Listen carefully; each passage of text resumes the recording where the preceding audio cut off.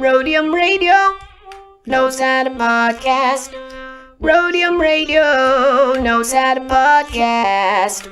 In the city of Wilmington, we keep it rockin'. So come on, shake it for me, Kelly. Yeah, Dr. Dre is in full effect, and I gotta tell y'all a little something. Eazy-E is down with us. MC Ring, you know he's down with us. DJ Yella is down with us. Arabian Prince, you know he's down with us. Tony A the Wizard is down with us. JJ Fag is down with us. Timmy T, you know he's down with us. DJ Pooh Boy is down with us. Toddy P and Spade, they're down with us. My boy Ice Cube, you know he's down with us. I like to mention, so pay attention to where I'm from, Compton, but the tapes are from the Roadium. My name is Dre, listen while I play. And by the way, I'm also down with NWA. Yo, Steve at the Roadium is down with us. Slanging funky tapes, it is a must. We're number one. Tony A. Tony A. When you're ready, go.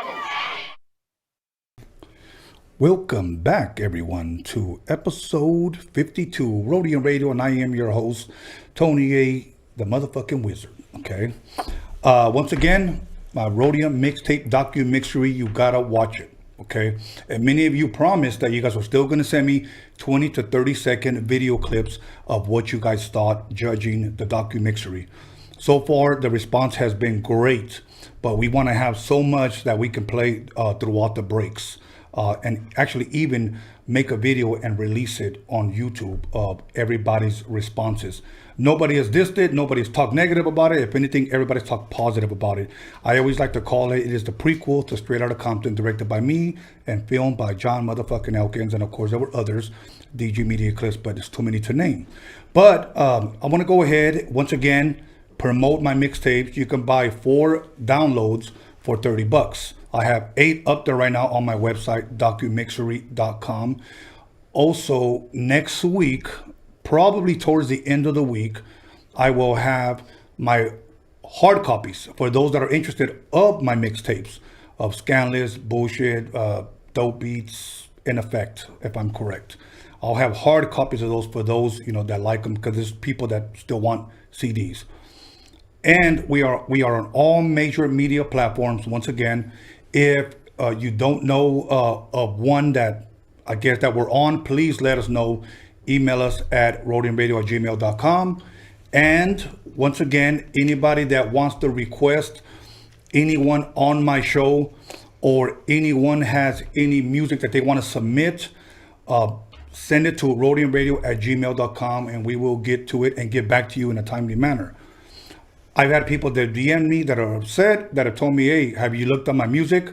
It takes time, because when you have over 200 emails that come within a month, it's a lot of emails that you have to look through. So please give us time. And let me give a quick shout out once again to my boy who blessed me with this hat. He actually mailed it to me, not emailed. I don't know how you can do that, but it says safe on the side and safe at home. And it's got the little mask right here in LA. And this page is Safe at Home Brand. That's the hat page on Instagram. Safe at Home Brand. So much love, much respect to you.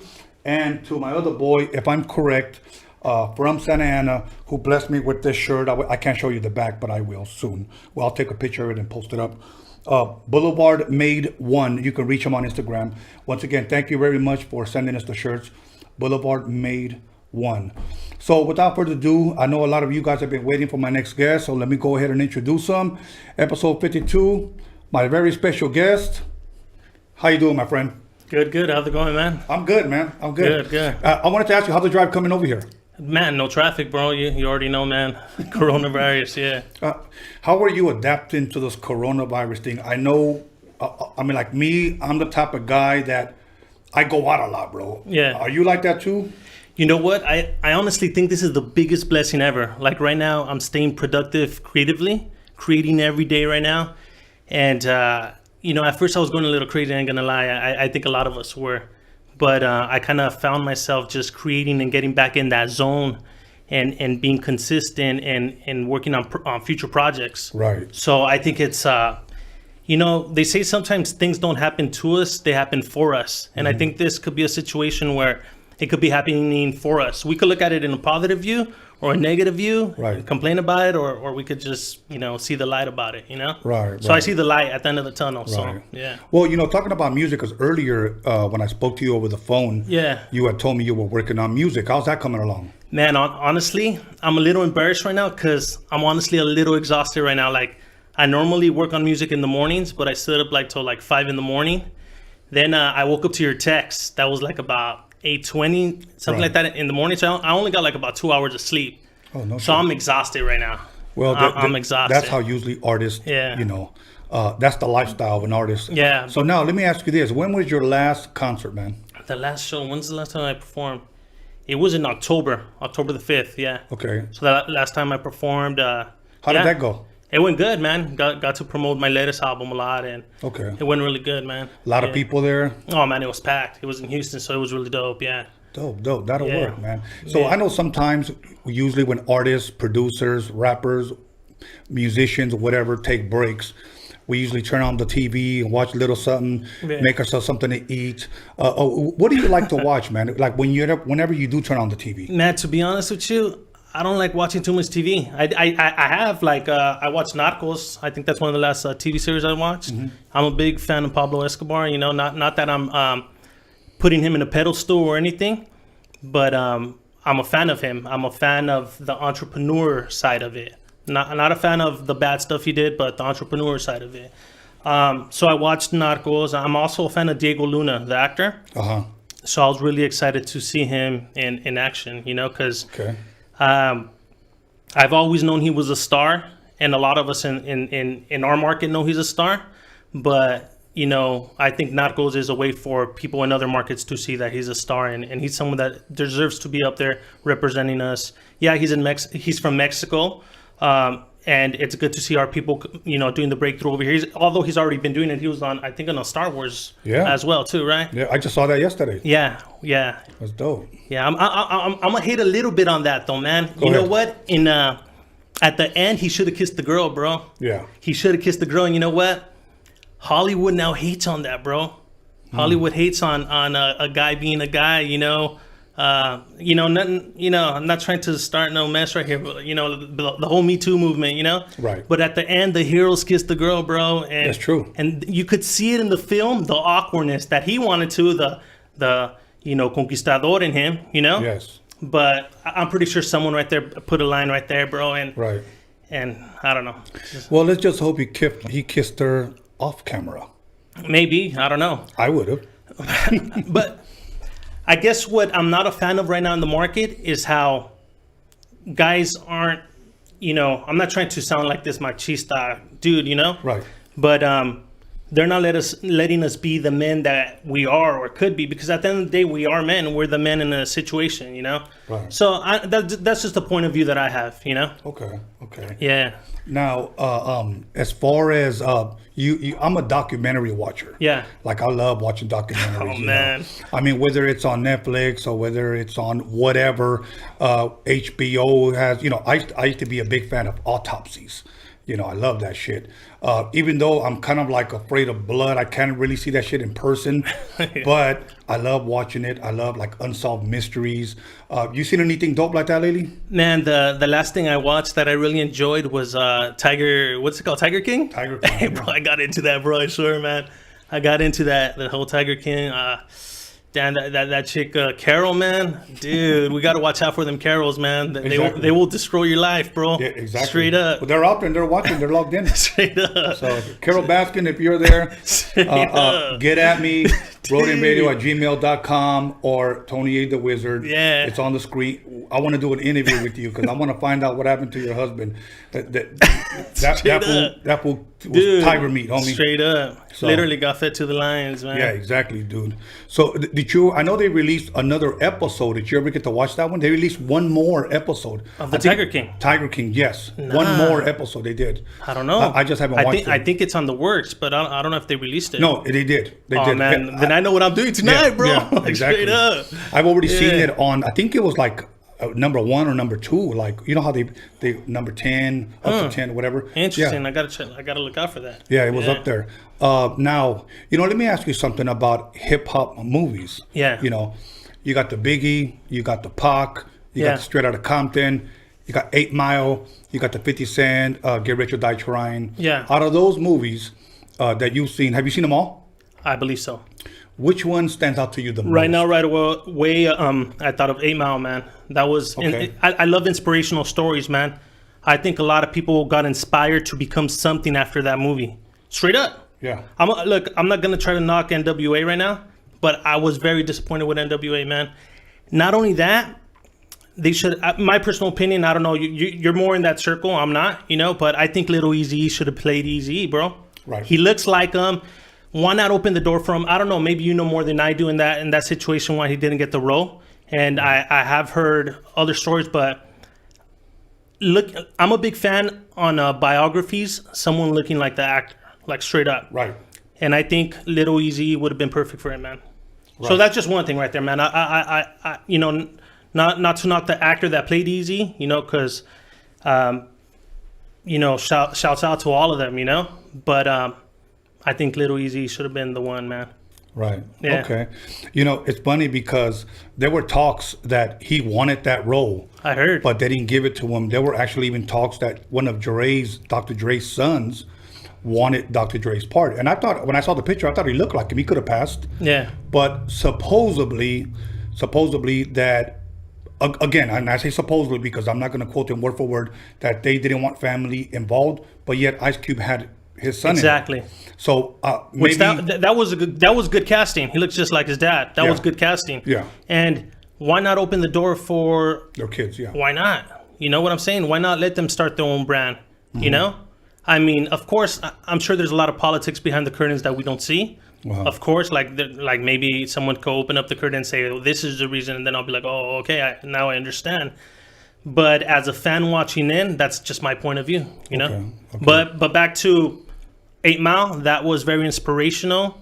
Man, it's still a movie you could watch and get inspired by, straight up. Dope. Okay. Now The underdogs, man. Yes. The underdogs. Yes. I like underdogs, and usually when I see a boxing match, I don't know Me if you're a too. boxing Me fan. too. Yeah. I have a And- lot of friends that are. Do you know who Leo Santa Cruz is? No, I don't. No, he was my neighbor growing up. Yeah, Oh, he's really? doing really good. He's the world champ right now. Oh, right now. Right now. Okay. Yeah. Now check him out. I'm gonna be real with you. My boxing pretty much started in the late '80s, all of the '90s. Yeah. My brother would be able to fill you in a little bit more on today's champions, Yeah. or today's winners, if you will, because I pretty much stopped watching boxing a long time ago. Even though I love the sport, I just think that a lot of that shit is fixed today. Man, I could agree with you, man. It's all about the money at the end of the day. It's all about the money, and I agree with you, man. Yeah, okay. I'm with you on that, but I don't know. I'll still watch the fight though, man. Yeah. Now, as far as I forgot my damn question. Oh, UFC. Do you like any UFC at all? You know what? I can't really say I'm a big fan, bro. I mean, I'll watch it. Like someone will invite me over and I'll watch it and it'll be cool. But I can't say I know specs or know too much about the fighter. You know what I'm saying? Right. I don't get into it that deep. I think at this point in my life, I don't get too deep in a lot of different things. When I was young, I used to be in like Kobe Bryant, the Lakers, and all that stuff. Right? Yeah. Rest in peace, Kobe. I don't watch no sports at all, man, at all. And I don't have time for any of that. Not that I don't have time. I don't want to make time for that. I'd rather make time for something where it's going to benefit me residually in the future. So I'm always trying to think of what I could do for myself that's going to benefit me in the future. What kind of brand could I create? What's the next move? What's the next step?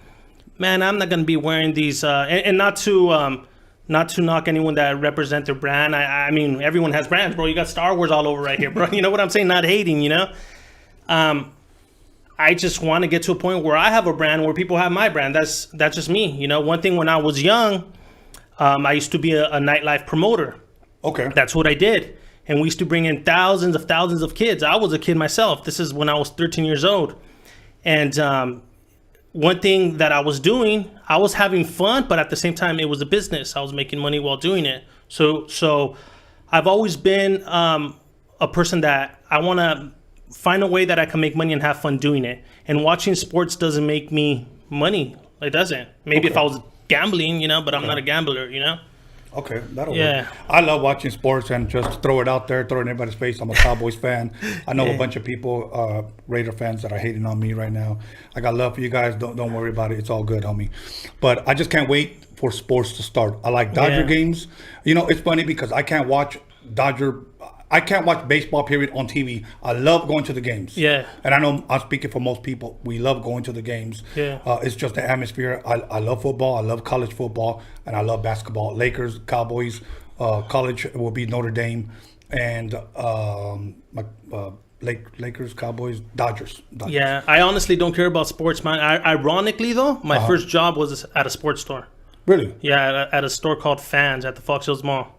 Yeah, bro. And dude, I like when they were asking me, for a so-and-so jersey, I was like, I would ask my manager, hey, they want this, I was just there having a good time, man, getting paid because my buddy was the manager, Okay. And ironically, I was there like 2 years and I didn't know nothing about sports, man. Okay. Yeah. I want to do this a little bit different because usually I have a set of questions, but I want to open it up to you, and I want you to share a little bit about your upbringing. Where were you raised, etc. Yeah. And then when I feel I need to interject, I'll go ahead and Awesome, ask for you sure. certain things. So I was, my earliest memories were in South Central Los Angeles. I went to Dakota. Well, they changed the name of that school, Dakota. It's in Boyle Heights, right there by the Strata Courts. So those are my earliest memories. And then around 6, almost 7, we moved to Monterey Park. Okay. And a big shift in my life happened at that age.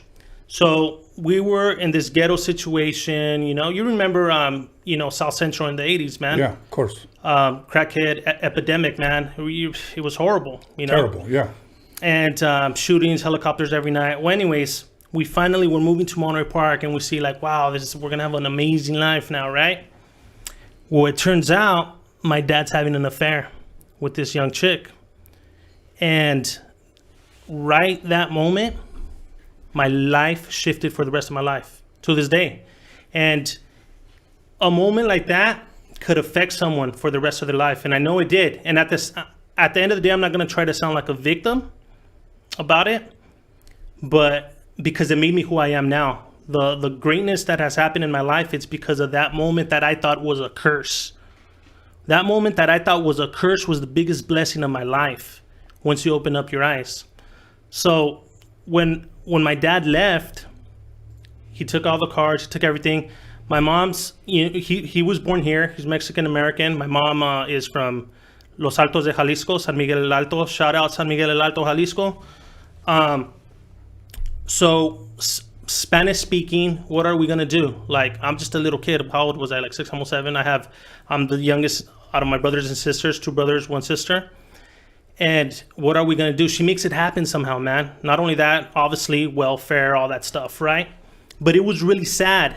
It was really sad because we really didn't have no money like to spare, like for the ice cream truck or anything, man. Like most of my Christmases, there was no Christmas tree, man, and no gift. Like I still remember I have this picture of my mom giving me an unwrapped present, bro. And want to know what that unwrapped present was? It was Oreos, bro. Because I always wanted Oreos, bro. Simple little things I never got like that as a kid, bro. No McDonald's, none of that. So it was really, really tough as a kid. From there, what happened was, so that happened, all right? Oh, I was gonna get to that. So what became my favorite holidays, because ironically, you end up finding friends that are similar to you, right? That are going through similar situations. So in Monterey Park, they had this, it was like once or twice a year called Everything Goes Day, where you could throw away big items from your house. Man, to me and my friends, that was a gold mine. To us, those were our favorite holidays. It was a day called Everything Goes Days. We would go through the trash, bro, and we would find treasures, bro. We were also big time into animals. I'll get to that why. And we would like find screen and wood to make all these like cages for our animals. We would make koi ponds, anything. It looked like a farm in all of our backyards, Right. And my homie even one time found a moped, bro, and it worked. Damn. Yeah, and we're little kids, man. We're little kids. And and the reason animals were my favorite because they were my favorite toys and only toys. And the best part about animals, you could duplicate them. You could have as many as you want. Think about that. Right. You could get 2 and end up with 100 if you have rabbits or something. I had everything, bro. Everything you could think of that's legal. So what I looked at as a curse at that time was actually a gift now that I look at my past, because I have a very unique life, you could say, you know? Also, too, with the effect when my dad left, though, what that also caused, I started, you know, having trouble with my 4th grade teacher. She just hated me. She was, could we cuss her or not? You can say whatever the fuck She you was want. a fucking bitch, bro. Miss Patton. Fuck that bitch. Honestly, I shouldn't even say that, honestly. I shouldn't wish that upon anybody, but... Patton, she's guilty. Yeah, but she hated me, bro. She always had me outside of the class. Outside of the class, bro. And finally I told my mom, hey, you know what? This teacher has me outside. And like I told her about it. And then finally they set up this little conference. We sat down. And I was like, hell yeah, they're going to change me classes. Fuck this teacher, you know? And then Miss Patton, she freaking made it seem like it was me, like I was the problem. And maybe I was a problem, you know? But I know she hated me, and I know she hated other kids too that could say the same thing about Miss Patton. But anyways, she convinced my mom that I was a problem. And they suggested, hey, he needs to go to special ed. He needs to go to special ed. And I was behind, man. I couldn't read, write, or spell for a long time, bro. And it has to do a lot because the system fails you. So by 5th grade, I ended up going to special ed, and it was an experience that it was good in a way because I found other people like me. I found other troubled kids like me. I found kids that couldn't read like me. You know, we had learning disabilities, and I thought I was the only one. So you're having these thoughts of you just want to die. Why the fuck were you born as a little kid? To finding out that you're not the only one. There's other people. But it's a little bit like it's only a few of you guys. And you guys are in some classes far away from the classes. You guys are in some bungalows and they call you the retarded kids. And at that age, you believe it. When you're in special ed, man, when they say you have learning disabilities and all this stuff, you mentally believe that you're fucking stupid. Not only that,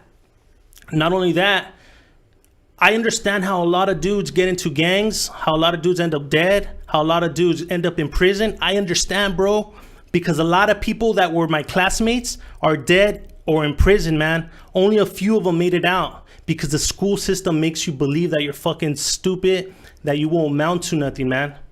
But I got lucky, bro. I got lucky and I made it out of that fucking, that stigma or whatever you want to call it, that they make you believe. I started learning later on in life that I wasn't stupid. The first time I started getting confidence in myself was around 7th grade. So I was a street kid. Like, put it this way, man. Me and my friends had guns in 4th grade, bro. How do little kids have guns in 4th grade, bro? We were street kids. We were just out there, bro. We had a park and everything. Not trying to brag or anything, but you're going the wrong direction in life, right?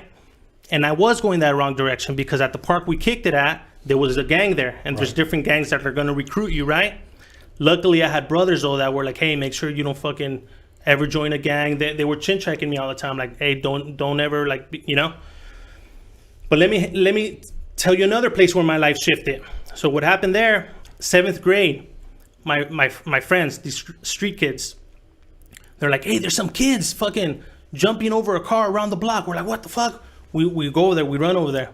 And they're jumping over this car with rollerblades. There was this thing called aggressive inline rollerblading, kind of like skateboarding, but with rollerblades, doing handrails. We're like, oh, what the fuck? I got some blades. Yeah, I got some blades. So we go get our blades, and we tell those guys, they're a little older than us, like, hey, we want to do it. And then they set up the ramp, like they moved it away from the car. They put in some grass, and then I fucking skated. I jumped that fucking ramp, landed on my back, but it was amazing. I just love the high, like, fuck, I just flew, you know? And I became an inline rollerblader. From that, I took it pretty far. I don't know if I sent you any videos on that, but I took it really, really far, man, where I even made it to competitions. The competitions like before X Games, like the NIST competition at Venice Beach. Before they had a skate park there, by the graffiti pit. Once a year, they used to build a skate park, a wooden skate park for competitions. So that's where I competed. And it was something really cool because I started getting a popularity. Like a bunch of little kids that were younger were like, oh, you're Pablo, or this and that. And they just started giving me attention, you know? They started giving me attention and I started getting a lot of confidence. So I think that's where I started getting a lot of confidence. And then from there, I go to high school. So then when I go to high school, freaking, there's girls everywhere, bro. And my brothers are promoters. So they actually took me promoting for the first time when I was like in 3rd grade to Montebello High School. They took me promoting with them, passing out flyers. This is in 1993. Passing out flyers. I remember a lot of girls like, oh, you're a promoter. It wasn't for me at that time. But at that time, kids used to be already promoting and going out like in elementary. I don't know if you remember that. Yeah. The all-age scene was gigantic. But it wasn't for me. It wasn't for me. So I didn't bloom until my freshman year that I told my brother, you know what? All right, I'm ready to start going out because he had a party crew and stuff. So my brother told me, okay, this is what you're gonna do. Instead of you joining my crew, I want you to start your crew, and I want you to get. So this is my freshman year. I'm like about 13 years old. Okay, this is 1998. Okay, Yeah. So my brother told me, I want you to get all the pretty boys on all the districts that are getting chicks, that are getting bitches. I want you to recruit them into your crew, man, and you guys are going to take over the party scene. And sure enough, that's what I did. I got all the pretty boys, all the dudes that were getting chicks. I was getting chicks, not to brag, but it's true. Like, it was just happening. Do you still get chicks? Not as much as I used to. That's not true. But you know what? I'm going to be honest with you. I don't want to, though. Like, I'll get to that later on the show. Okay. I'm tired of the old me, the womanizer I used to be. It gets old, bro. It gets really old really fast, bro. And sometimes girls think it's a game that I'm playing with them when I tell them, hey, you know what, I'm not trying to like fuck. This is just game. You're spitting game, but it's the truth. I'll get to that a little bit later, but I'm not just trying to fuck around anymore. Anyone could fuck like this. Anyone, bro. You just go out, it'll happen. I'll get to that. But so we start this crew. My brother hooks me up with Boss Entertainment, John Pena, and with Edgar Miranda at International. And Edgar just started a nightlife called Strawberry Sundays. And this is around 1998, my freshman year. So we become a powerhouse. So I have my whole team. Edgar already had a few people going. John already had a few people. There was other promoters involved with this. It was a powerhouse of a team. And if anyone partied in this time frame, if they went like to all age clubs, they went to our clubs because we didn't only do the Strawberry Sundays. I'm only name dropping that one because that's one of the biggest ones that we had going on. But we had all age clubs going everywhere in the San Gabriel Valley. Oh. And it was a powerhouse, It was a powerhouse. So what happened next, I started finding confidence and shit, I could get women. And honestly, anyone that's a promoter is just an easy lay because all the girls are just trying to get in. They want to hook up with the main dude. It was just easy. So it just comes with the territory. So I started getting confidence because like, damn, I'm this special ed kid still, Nobody knows it because one way no one picks on you or finds this out about you at a young age because you naturally become a bully. I'm not saying bullying's cool, but I was a bully and I understand, again, back to how people go to jail and all that stuff. The reason they put their guard up is because they don't want people getting their weaknesses. So I had my guard up too because I never wanted people to discover my weakness at that time, So I had my guard up, and but I had this confidence, like, damn, every fucking bitch in every fucking district wants me, like straight up. And I ran through it, bro. I ran through all these women, bro. Well, girls, because they were all girls. I was a boy too, They're probably watching right now. They're probably watching what's cracking. It's Pablo, straight up. So I ran through all these bitches, and it was an amazing experience, but I also believe it's a curse at the same time because it haunts you with karma. Like it really, really does. And you truly do lose that one girl that got away. You know how they say that one girl that got away? It truly happens, man. It truly happens. It happened to me. And I believe I have like gone through karma, bro. Like right now I can't find a good one, bro. Like I can't, bro. Social media fucked that up, homie. Bro. I always get cheated on now, bro. Like, damn, like that? Straight up. And one thing I will say, like straight up, is now I'm a faithful dude. Before I wanted to be like, oh yeah, I fucked her. Yeah, I fucked her too. Yeah, I'm fucking her friend too. I was that dude, right? But now I want to be that dude that won't fuck around. Like, damn, this dude's really faithful, Right. Now I want to be that dude. Like, you know what? I do believe in fairy tale stories, bro. I do. And I want to be that fairy tale story, bro. Oh. And so I think I think when you go through all those numbers, it haunts you, bro. It haunts you, and you have to fucking go through years before you start getting good karma. I don't know. Okay, I'm going to go ahead and press pause on that karma real fast. Yeah. And we're going to go ahead and take a 10-minute break. Okay. We're going to come back, and we're going to ask you the question that everybody wants me to ask you. Okay? And we'll give the people what they want. I think they're having a good time right now. Awesome. So, once again, everybody, Roadium Radio episode 52. Can you believe that? 52 shows. Like, damn, I'm like the hood journalist now. So, at least in the city of Wilmington. But once again, Roadium Radio, DOCUMIXERY.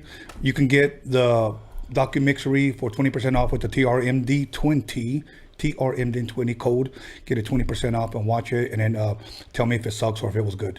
But other than that, 20 minutes, go get a Modelo, slap somebody, text somebody. I'm gonna say it backwards. No, as a matter of fact, slap the shit out of somebody. Okay, go ahead and do that. Go get yourself a Modelo, take a crap, come back, and we're gonna go ahead and ask my guests all the good juicy stuff that you guys want to know. We'll be back. What it do, it's Mr. Little One chilling on Roadium Radio with the one and only Tony A and John motherfucking Elkins, boy. Hey, what up? It's your boy Mr. Shadow. You're watching Roadium Radio with my homeboy Tony A the Wizard. You know what time it is. Yeah, what up? This is Mr. Night Owl, and you're listening to Roadium Radio with the legendary Tony A the motherfucking Wizard. Yo, what's cracking? Nosotros somos Aquid y estamos aquí con Tony A the Wizard. You know Roadium Radio, damn it. You know what it is. Yo, what up? This is Mellow Man Ace and Padrino, and you tuned in to Roadium Radio with my man Tony A. Keep it locked. Yo, what's cracking? It's your boy OG Arabian Prince from the world's most dangerous group, NWA. Sitting here with my boy Tony A the Wizard on Roadium Radio. Hey, yo, what's up, man? It's Exclusive the Savage. I'm right here with Tony A the Wizard, Roadium Radio. Everybody stay tuned, man. It's a motherfucking Roadium Radio. What's up, everybody? It's your homegirl Magic Girl, and you're now listening to Roadium Radio with Tony A the Wizard. Yo, what's up? This is Bozo, aka Emiliano. You tune into Roadium Radio on Tony Vision's YouTube channel. Let's get it. What up, This is Misfit Soto. You guys are now in tune to Roadium Radio right here on Tony Vision on YouTube. Yep. Check it out. This is MC Poncho on the MIC. Shout out to Tony A the Wizard, Roadium Radio. You already know. What up? This is DJ Trick, Spanish Fly, and you're watching Tony A on the Roadium Radio Show. Big G, Roadium Radio, Tony A in full effect. Stay tuned, watch, listen. This is how we doing it over here. Yo, what up? I'm out here. This Big Daddy Swoles. I'm jamming with my man, Tony A the Wizard, out here on Roadium Radio. The podcast is off the hook. Check us out. This is DJ Clientele, and you are listening to Roadium Radio with Tony A the Wizard. Yeah, this Baby Bounce here with Tony A the Wizard. You are now tuned in to the Roadium Radio. We do it for the people. You hear me? Mic check. Ernie G from Proper Dos, and I'm listening to Tony A the motherfucking Wizard on Roadium Radio. And if you don't know, you should know. What's up, everybody? This is Soren Baker. I'm the author of the book, The History of Gangster Rap, in stores now worldwide. And you're listening to Roadium Radio, hosted by Tony A. Make sure to check it out. We talk about the Roadium mixtapes. We're here. Soren Baker, Roadium Radio. Y'all, this is Really Greg, and I'm chilling with Tony the Wizard on Roadium Radio. Yo, this is Daniel Jones, the D to the motherfucking G Media Clips. Here with your boy, Tony A the Wizard on the Roadium Radio Show. Hey, this is Swifty Blue. I'm right here at Roadium Radio with Tony A the Wizard. Stay tuned. It's the KAS here live on Roadium Radio with the one and only Tony A the Wizard. What up, y'all? This is Kiki Smooth, the first Mexican rapper out of Compton, rich and ruthless, and you're listening to the Roadium Radio with Tony A, the Grand Wizard, El Mago himself. Hey, Compton's in the house. What's up? It's Quete Yes God with my harbor out of our homeboy Tony A the Wizard on Roadium Radio. Yes God. Hey, what's up, gente? It's your homeboy Duende. You're tuned into Roadium Radio with my homeboy Tony A the Wizard. Ya te la sabes, wey. What up? It's your boy Baldachi the Beast, Afro Music, the face of LA, right here at Roadium Radio. Make sure y'all tune in. Your boy Tony A the Wizard. Brah. What's up? This is DJ Dominator, and you're listening to Tony A on Roadium Radio. This is Kelvin Anderson, owner of the world famous VIP Records, and you listen to my man Tony A the Wizard on Roadium Radio. Yeah, what up? It's Lil Black, you the brown super baller, and you checking out Roadium Radio with the homeboy Tony A, the Wizard. Yo, what's cracking? It's your boy OG Big Wicked, Real Ones Apparel, Orange County. Out here with my boy Tony A, the Wizard, Roadium Radio. Yo, make sure to peep it. Peace. Que tranza raza, aquí su servidor, Sinful El Pecador, and you listening to Roadium Radio with my boy Tony A, the Wizard. Check, what's up? It's your boy Capital I Man from the Mexican Crew, and you're tuning into Roadium Radio with my boy Tony A, the Wizard. Motherfucker's a legend. Bow! What's up, y'all? This is Christy Glove, and you're watching the Roadium Radio Show on Tony Vision on YouTube. What's up? This is Mr. D on Roadium Radio, kicking back with the homeboy Tony A. Yo, this is Fancy the Boss. Tune in on YouTube at Roadium Radio with Tony A, the Wizard. What's up? This is Leah Farsayer, aka the Dragon, the Serpent, the Spear. I'm on Roadium Radio with my boy Tony the Wizard. Hey man, Nick V and Eric V, the Baker Boys in the house, hanging out with Roadium Radio and the one and only Tony the Wizard. Tony the Wizard, aka Kylo Ren, right here on YouTube, Sundays and Wednesdays. Tony Vision, subscribe Tony now. Vision, yeah. Boys, big baby. What's good with it? This is Old Creep, aka Jay Stompanato.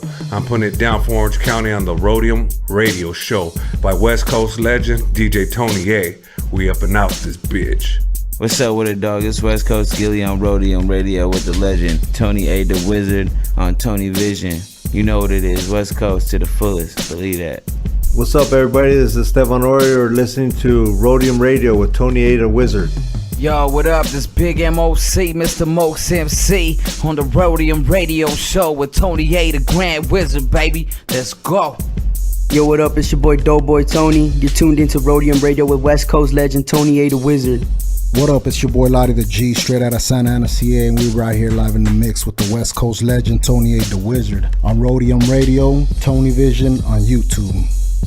Yo, what's up, world? This is Cool 187 above the law in the building, and you tuned in to Roadium Radio with my man Tony A, the Wizard. Blah! What's up? This is Darren Vegas. You're on Roadium Radio with Tony A, the Wizard.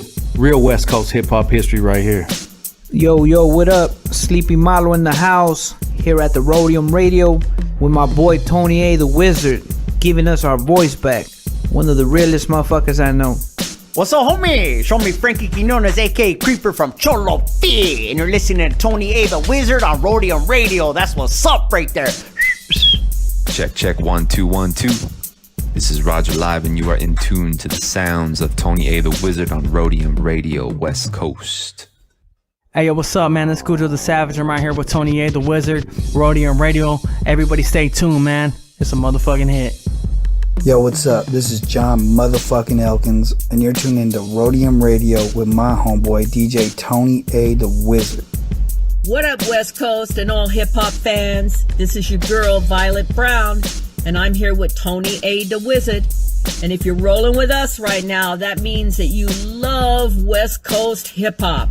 And if you want to know the real deal from the real players, the real people behind the scenes, you better pick up Tony's new film, Roadium Mixtape DOCUMIXERY. You get it by going to DOCUMIXERY.com. You better get this, and I want to do a special shout out and a rest in peace to my man Steve YANO. I'm out. John motherfucking Elkins on the beat, y'all.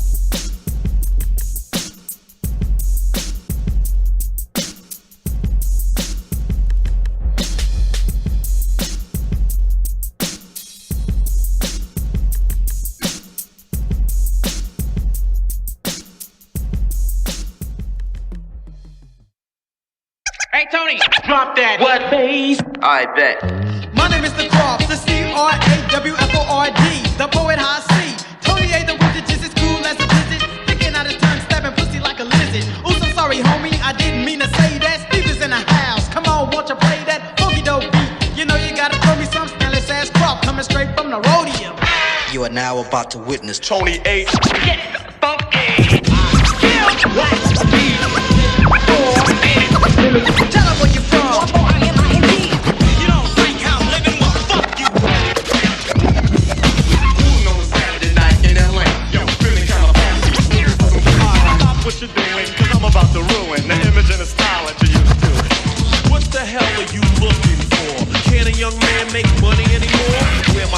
like freaking on the floor? Or is it my job to make sure I'm poor? Destruction is audible, nourish not justify. Those that live at the FBI, look at mama's baby.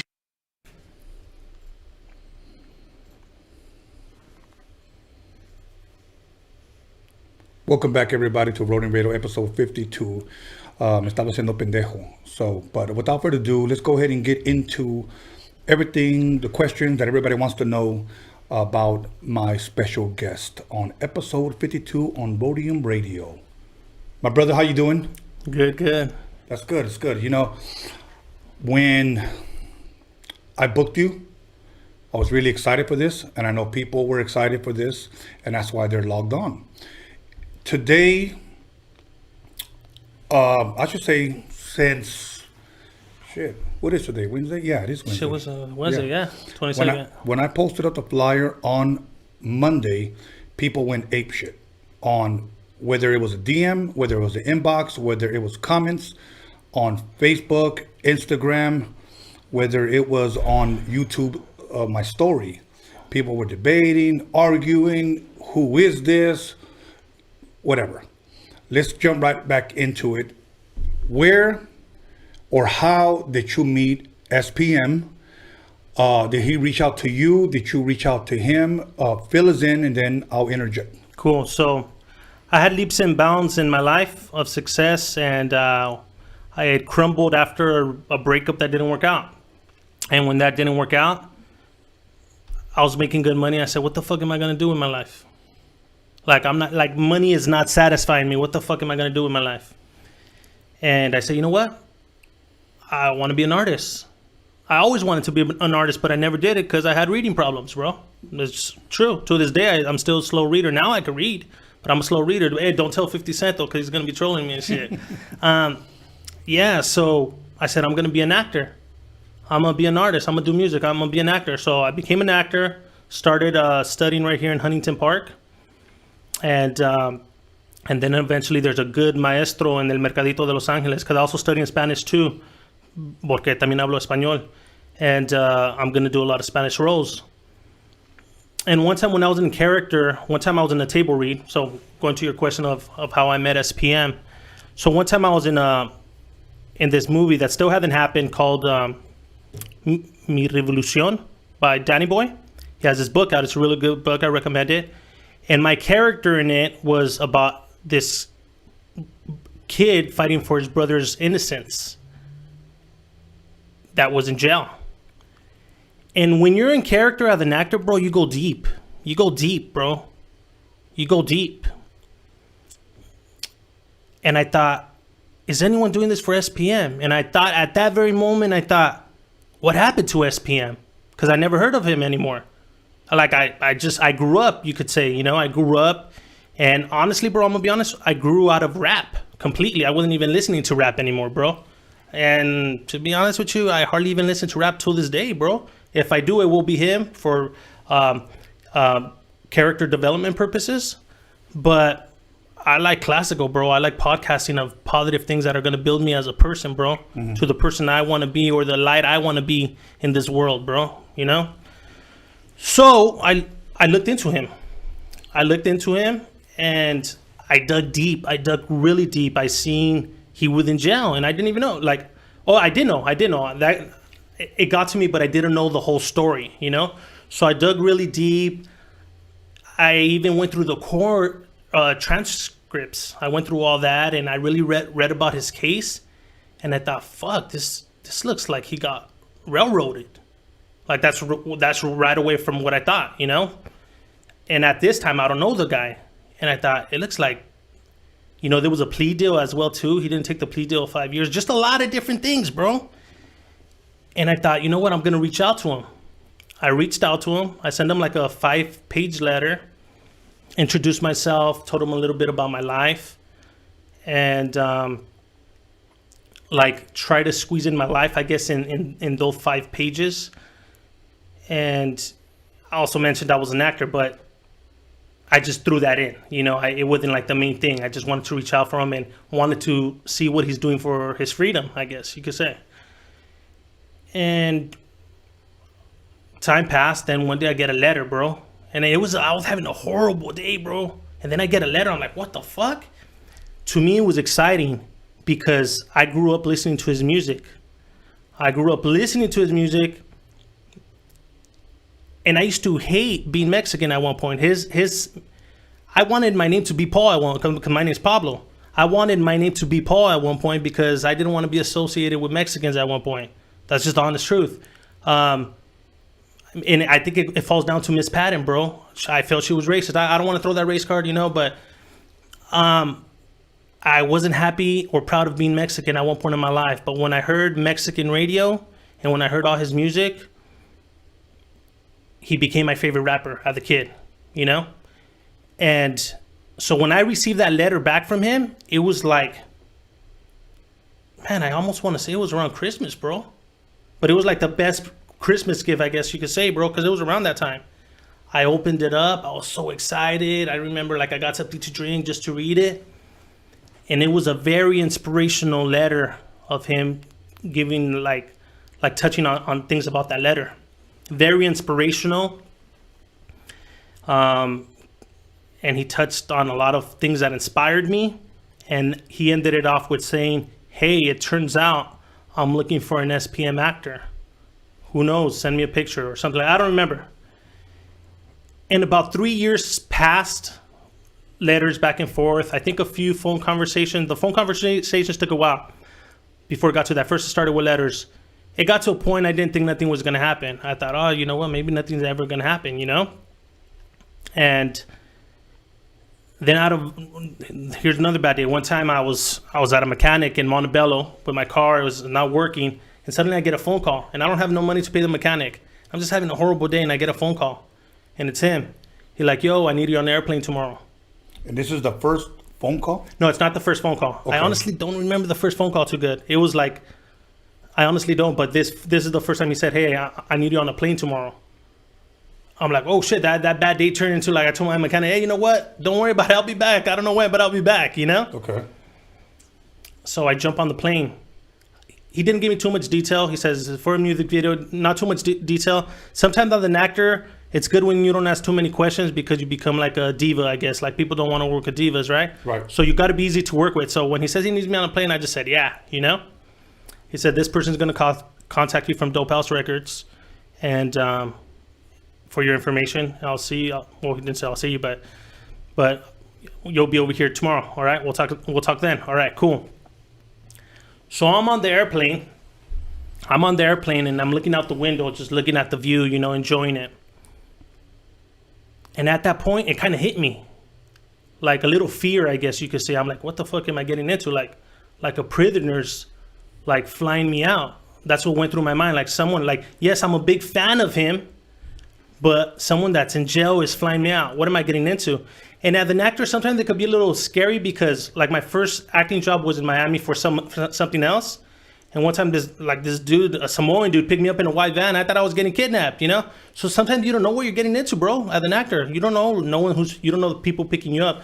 So at that point, I got a little scared and I prayed, bro. I prayed to God. I don't know if you know this, but I played Jesus, bro. Yeah. That's one of my favorite acting roles that I played. I grew out my hair, my beard. I lost weight for that role. We performed it in El Mercadito de Los Angeles. They filmed it to the movies of it. There's pictures. But anyways, I prayed and I asked God to protect me. And once I was done with that prayer, bro, I looked out the window and I swear to you, bro, it looked like thousands of angels were following me, bro. Thousands of angels were fucking following me to Houston, Texas. This is my first time I'm ever going there, bro. And check this out. I took a picture of that moment. It's on my Instagram. On the Instagram, it only looks like one angel, but you can make it out, bro. That picture is on my Instagram.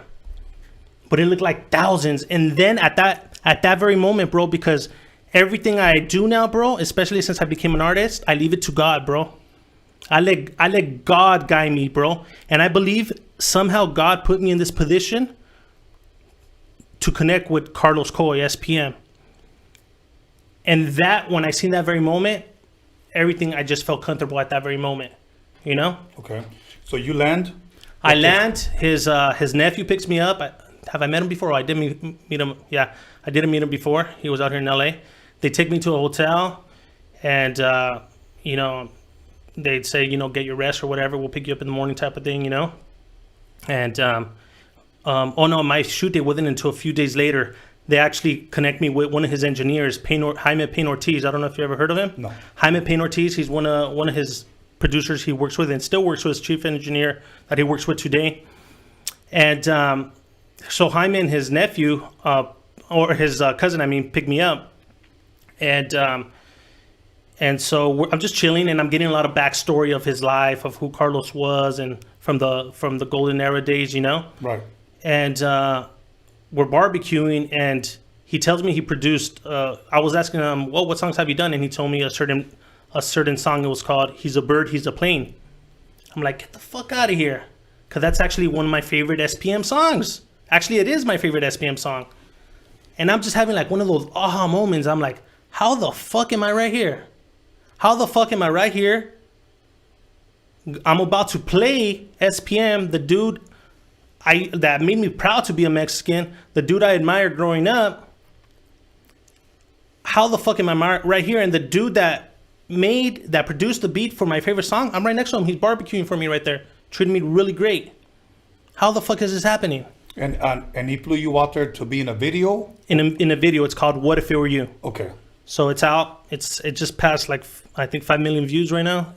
It's out there. You can find it. It's called "What If It Were You," and that's the first time I ever played SPM. Okay. And I had a great experience. Did he like it? You know what? I don't think he's able to see, like, because he's still locked up. Okay. I don't think he's actually able to see like actual video of it. Okay. So what was the response that you got from the people after you played him?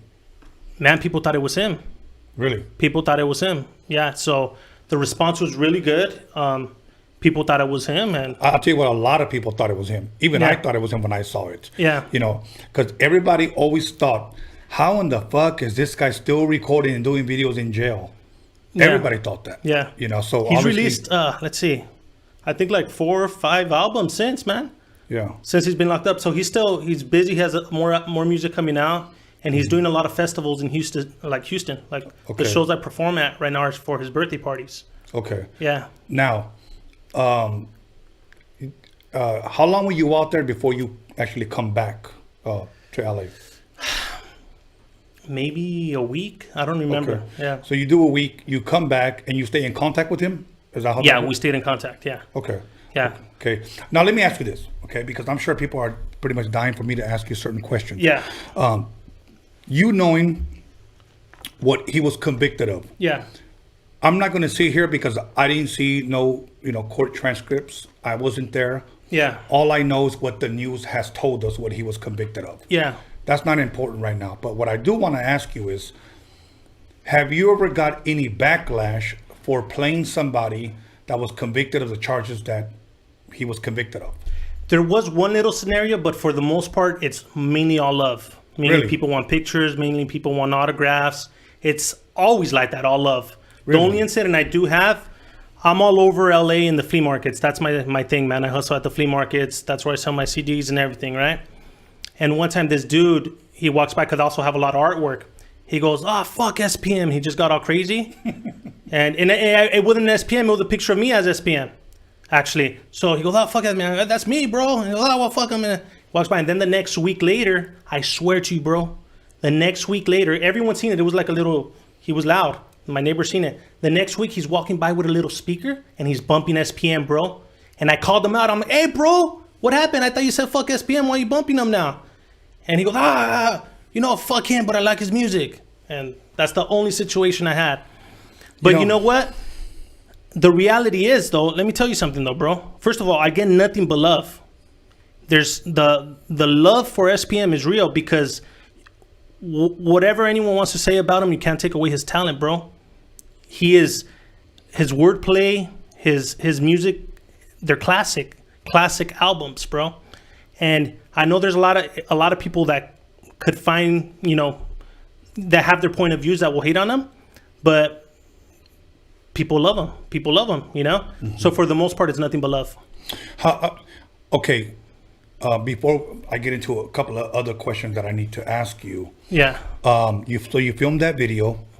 What takes place next? Any other videos? Any other shows? Or so? Tell me about when you first met him. How did that happen? So the first time I met him, I went with two of his kids, Carly Coy and Little Los, which they do music now too. They're amazing artists. Check them out whenever you get a chance. How long was it for the paperwork for you to be okay to go? I think it was done over the phone out here before it happened to get in the list. Yeah. Okay. Yeah. And how long before they approved? It was just instant? No, it's not that instant, but it felt, because by the time I went over there, I was already approved, you know? Okay. So I'm from out here. I live in LA, you know?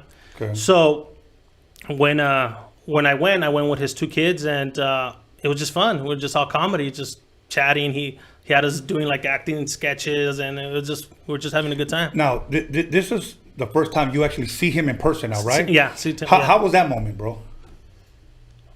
It was kind of weird in a way, because I feel he looks young in person, bro. In the pictures, there's pictures of him that get out, and I feel he looks older in the pictures. Mm-hmm. Like, I don't want to say he's not photogenic. That's probably the wrong word to use. But he just looked younger, so I was kind of surprised. I'm like, damn, this fool looks young. Yeah, Johnny, do you have one of those pictures you could bring up? We're going to go ahead and bring up one of those pictures right now so you guys can see. There you go. One of the pictures that you guys took together. Yeah. And was that the first time you went? That was the first time, yeah. Okay. And what was the conversation like when you first picked up that phone or whatnot? I mean, he's a comedian. He's a comedian. He's always making you laugh or clowning or thinking of the next thing. He's always working. He's mentally always working, and there's always something going. He's always busy. He's probably multitasking, like he's juggling so many different things at once, of things, because things are always coming out, whether it's CDs, whether it's shows. His kids are now doing music as well too. They have like festivals that they're doing, so his mind's always just working, and it's always just mainly like there'll be like comedy in between, and then right back to business. Okay, so we got this going on and stuff. Okay. And how long was you guys to visit? That time, I honestly didn't keep track, but it flew by. Okay. It flew by. Okay, and you got along with them? You guys connected real good? Yeah, we good? clicked right away. Yeah, it was cool. Chemistry was there and everything? Yeah. Dope. And did he give you any feedback on possibly what he might have heard from you as far as how you did on those videos? He gets a lot of feedback, and it's hard to really know what is true in his situation. Does that make sense? Like, No, I guess what I was saying, did anybody tell him, like, this guy did a great job playing you? You know what? I don't know. Okay. I don't know. If you guys think I did a great job, you guys let him know. Straight up. Okay. Now, after you guys said goodbye, whatnot, what takes place next? You did one video. What happens next? So he's in the process of finishing his script, which he's been on it for a while already. He wants to do the film. He wants to do the movie. And in between, we have done like concerts for his festivals where I come out as him. Right. I don't want to get to that yet. Okay. Talk about his film. Okay, so he's working on a screenplay, and the idea is for me to play him. And I say that's the idea because in this business, things are subject to change any day. Of course. Like, hey, what if he does it 6 years from now and I don't look the same? So of course, I'm going with the flow. I believe I go where God takes me, bro. And if it's for me, God will have it for me. If it's not, then God will move it away from me, bro, and I won't get hurt. I mean, I get a little hurt actually, but hey, you know what? I know that everything happens for me, not to me. Does that make sense? Okay. So yeah, he's working on the film, and I know he's gonna do it, and the plan is for me to play him. Whether I play him or not, I'm gonna support the film, bro. Okay. Yeah. Okay. Now, when he asked you to perform for him at this festival, if I'm correct, because I asked you at the beginning of the show, when was your last show? You said in October. Yeah. Was that the first time you performed? No, okay. It was a few years back. Okay. Now, and the first time actually it didn't go quite smooth, so I didn't perform. So I got a little butthurt, like, fuck, it's never gonna happen. Why? What happened? I don't remember exactly. I was doing autographs at the booth, and I was supposed to go up with Carly and Baby Bash. Okay. And I don't know. Next thing, it just didn't happen, and And I honestly got a little butthurt. I'm like, fuck, I wanted to go, like, this is my moment. And he told me, for the next one. And I thought, fuck, when's going to be the next one, Okay, now, when you were signing autographs, did people think it was him? I tell people that I'm an actor, Okay. Yeah, I'm at this time, I'm not even doing music yet. Music is after. So I tell people I'm an actor. And because I also sell my Jesus pictures. Right. So on my booth, I have my Jesus pictures or other characters that I done. Cantinflas también. Cantinflas. I didn't play Cantinflas. That was actually because I wanted to play him in the movie that came out. So I did a photo shoot of how I look like him, and because I wanted to get the job, I didn't get the job. And to add a twist to that, bro, I'm actually a long distance relative to him, bro. But it's so long distance that I couldn't make the connection happen, even though I tried with the long distance relatives.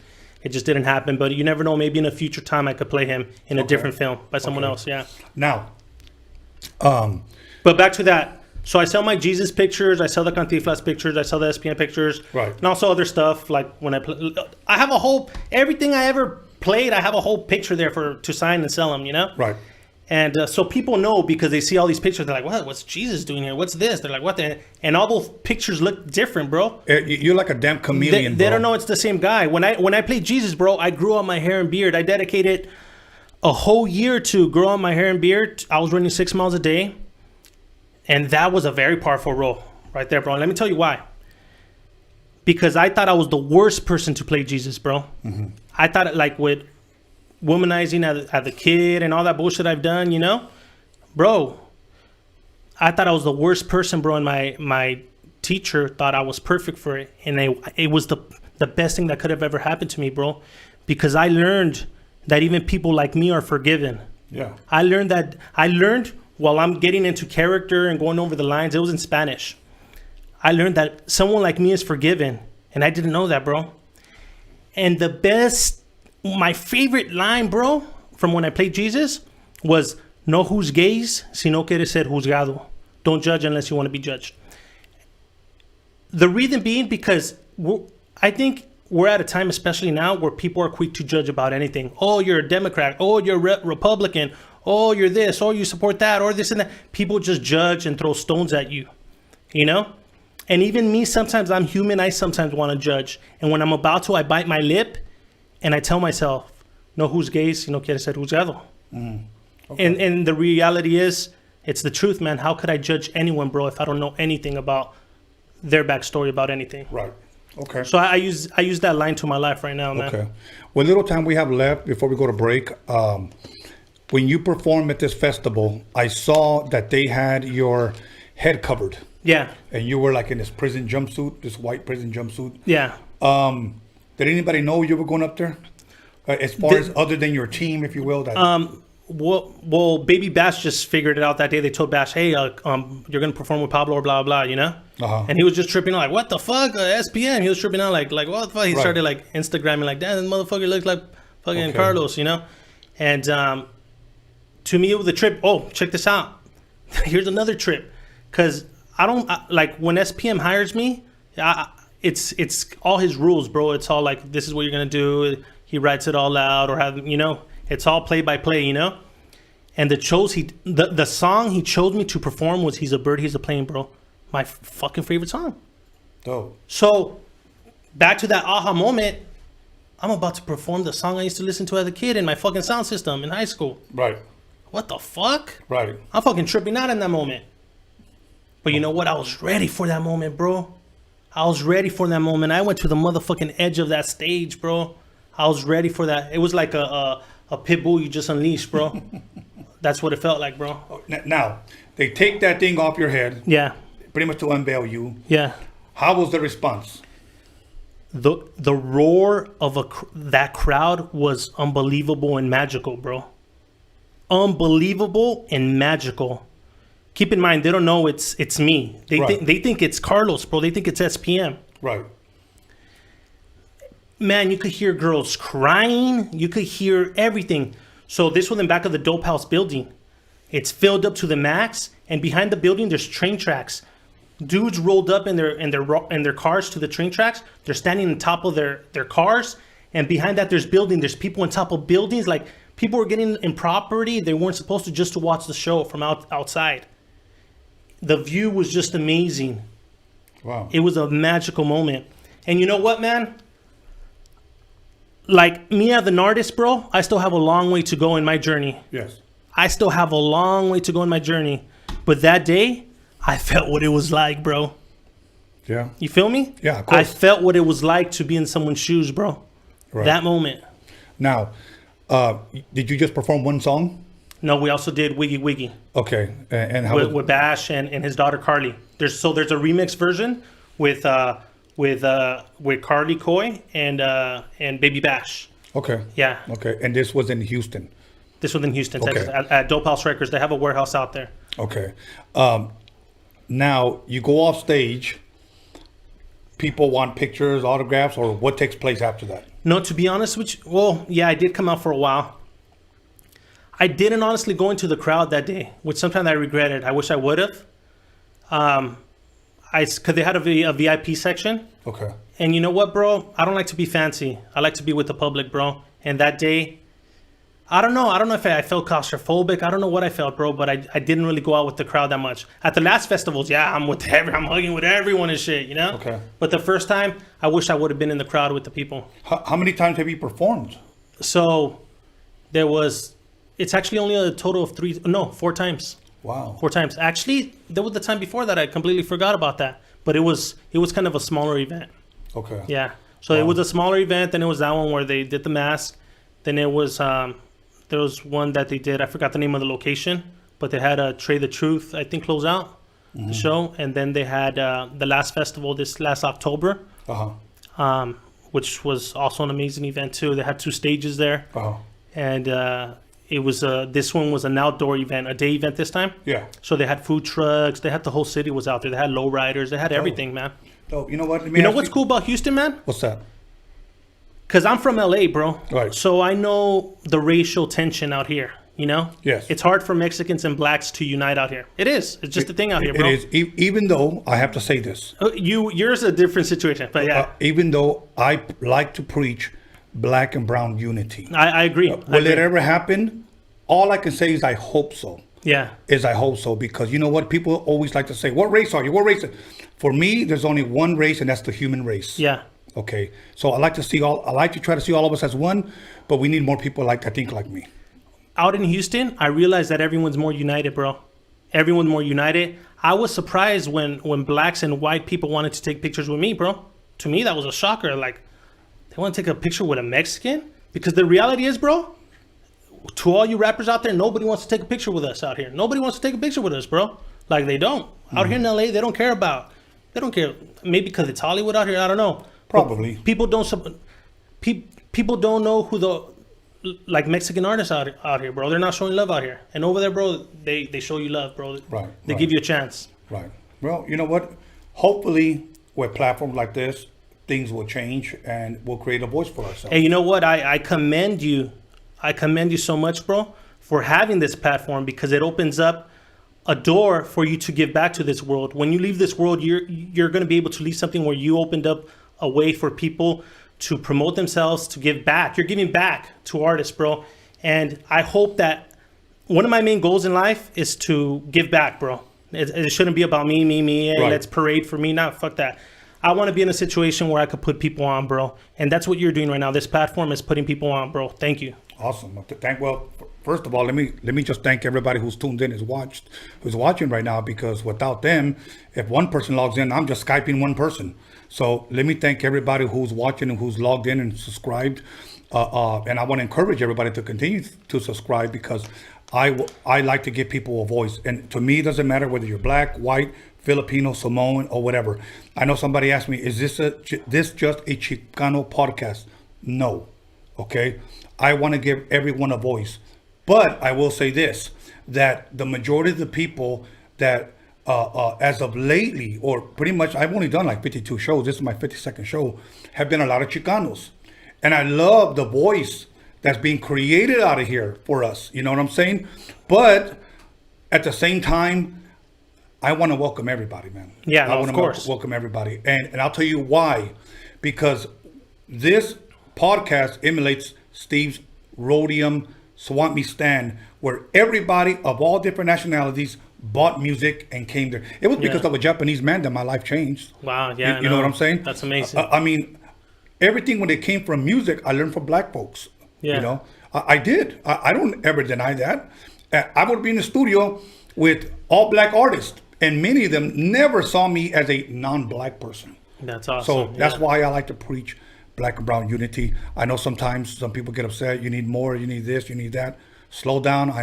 This is only my 50-second show. So yeah, no, I'm with it. I'm with the unity, man. I think it's important. And I seen how it is when you get out of this LA bubble, you see the difference, bro. Because it's different everywhere, bro. Yeah, we think it's the same everywhere, but it's not. And I agree with you because my only experience of Houston was all throughout the '90s. I've been to Houston. I've been all through Texas, but Houston probably the most. I would probably say maybe about 8 or 9 times, but it was all throughout the '90s, not now.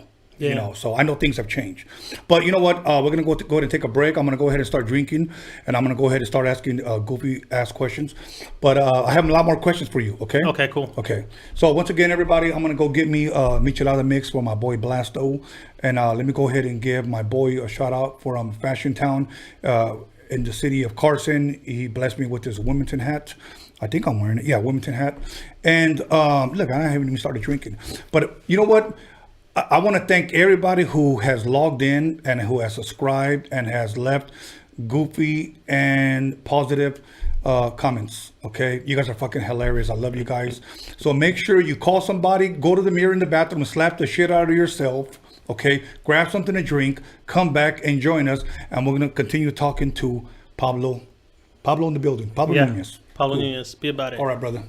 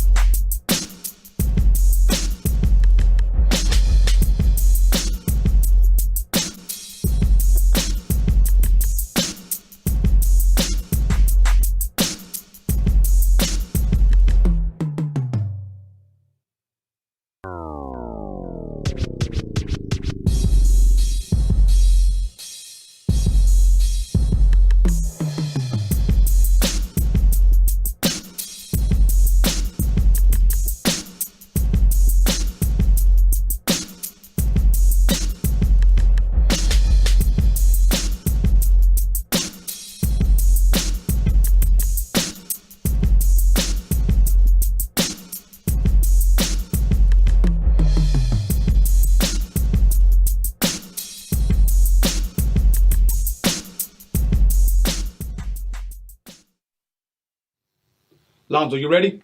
Yeah, I'm ready. You ready? Yeah, I'm ready. You sure? Motherfucker, I'm ready. Goddamn.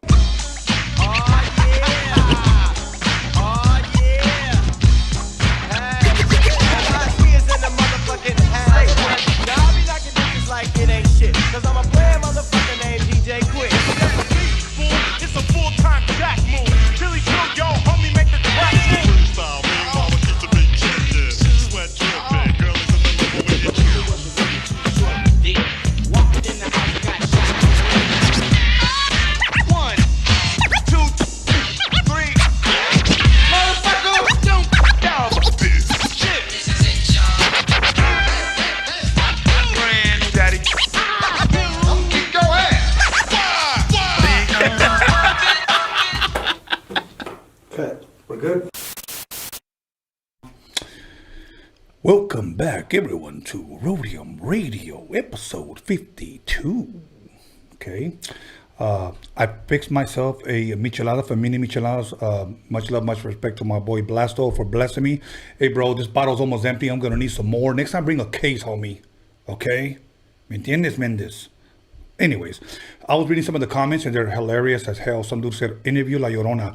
I would if that bitch would stop crying. She won't let me talk. Okay, and then another guy said, interview R. Kelly. You know what? Have him contact me. Another guy said, Ramon Ayala. No problem. He could leave his accordion at home. Another guy said, Rico Suave. And somebody said, get Charles Manson. He died. Anyways, let me enjoy my drink. And I got some more questions for my friend. Okay. So let's make sure that we can see his poster back there, Johnny. Yeah, it's on there. Okay, let's wrap this up as far as SPM. I had a couple of more questions. When is the last time you talked to him or seen him? I just seen him November. Okay, November. How did that go? So I was out there for a car show, and I decided just to drop by the prison. Actually, I'm not even on the list no more. So that was very magical as well, too, because I made a call. I called the warden, and I did my Pablo time charming, I guess you could say, you know, and I didn't take no for an answer. And he was surprised when he seen me because he already had a visit, and he told me in his 17 years that he's been there that no one has ever got in like that, you know? Wow. Yeah, so it was amazing conversations again, you know? Time just flies by. There's just so much talking about life, you know? It goes very off topic because we also talk about just how are you doing, you know? We talked about health. We talked about books. Right. I just sent him The Secret not too long ago. Okay. So he read that one. Which other one is he on? Send him some other ones too. I forgot the name of them. I think The Richest Man in Babylon, or I forgot which one. Now that you bring up that you were taken off the list, why do you think you...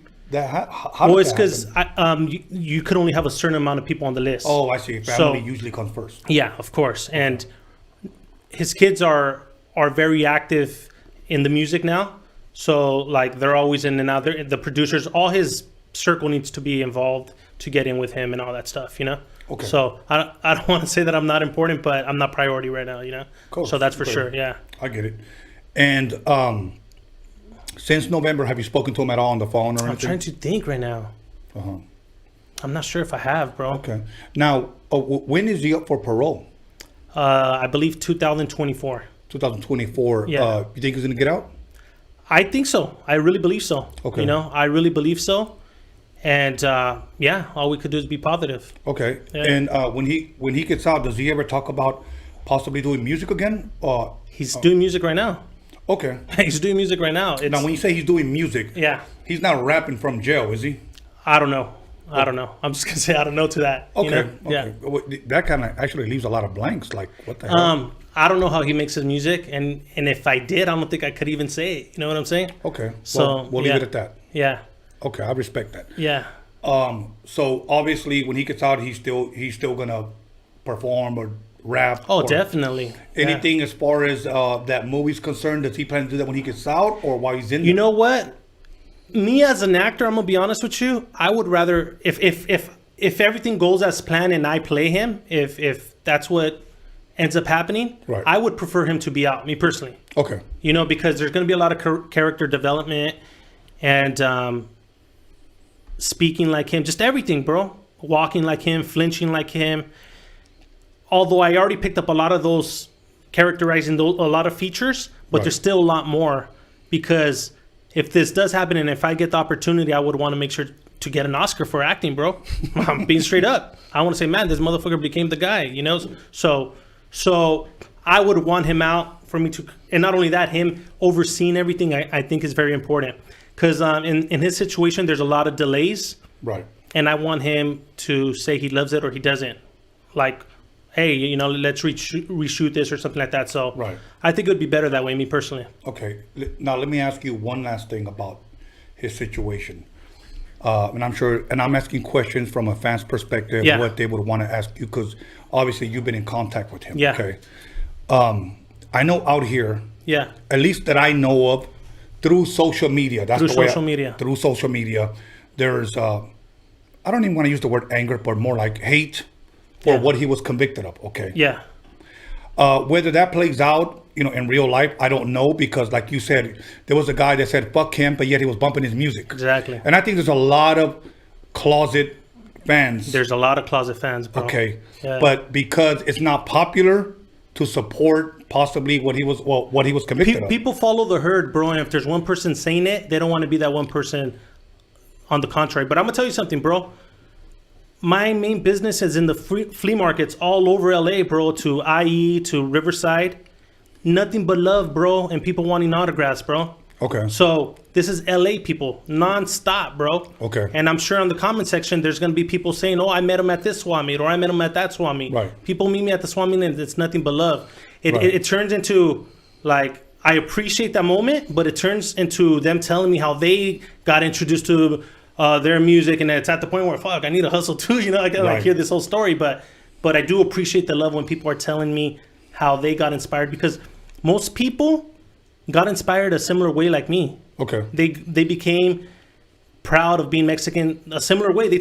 You know, SPM music, I would say for his fan base, is like a Band-Aid. He's like our Band-Aid, bro. He somehow is able to speak through similar pains that we went through, from our fathers leaving, from having that one bike with one pedal, or that toy with no batteries. Bro, that happened to us, bro. Not only me, that happened to a lot of us watching right here, bro. People build on affinity. If you could relate to something, bro, like I'm gonna be honest with you right now, when you were telling me about sports, I'm like, fuck, that's not good, because I don't like sports. Right. And I want to have a connection with you. People connect with when they have something in common, you know? And that's what he does in his music. Okay. People could relate to it. Well, That's what affinity means. People could connect with his music. Let me finish my question, what I was saying, because again, through social media, people, at least out here in LA, some despise him. Mm-hmm. Okay. I guess the second part, well, to end my question is this. Since you've gone to Houston, have you came across any people that feel the same way that? Nope. So it's all love. Man, I went into a salon, bro. Not a barber shop, bro. A salon of beautiful women. And they all said, hey, you kind of look like him. I'm like, what the fuck? They all knew who he was, first of all. Did you fuck any of them? No, I didn't. Okay. I didn't. I'm not like that no more, bro. Okay. So check this out. I had to ask. I don't take advantage of my powers no more, bro. Bro, that's karma, bro. That's karma. Check this out. What's called?